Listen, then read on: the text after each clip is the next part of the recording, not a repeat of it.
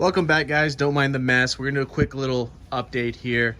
As you can see, the motor's still in the car. We have since attached the power steering to the factory pump here. It was just a quick little adapter fitting that goes from the factory GM style pump to -6AN, and that connects to the existing factory Volvo rack.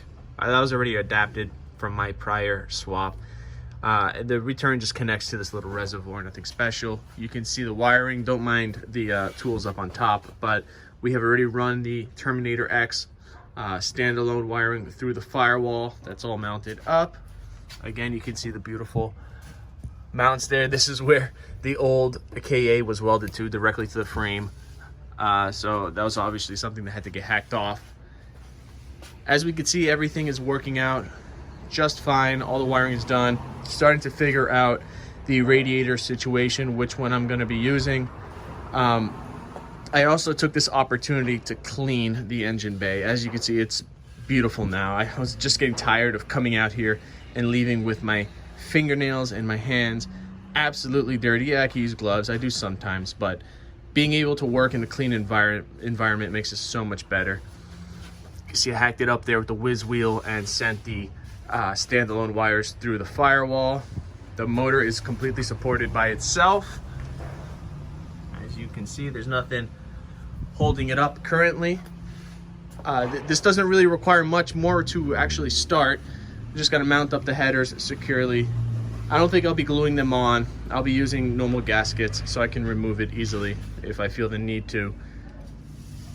Also, I have to run the transmission cooler lines so it doesn't dump transmission fluid everywhere, and then we can do a quick little start.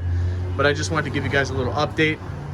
I do still have the cross member pending in the back. It's being supported by a ratchet strap above the transmission tunnel with a little piece of wood, but I just wanted to see how the car would sit with all the weight in the car, and you can see it sits pretty good.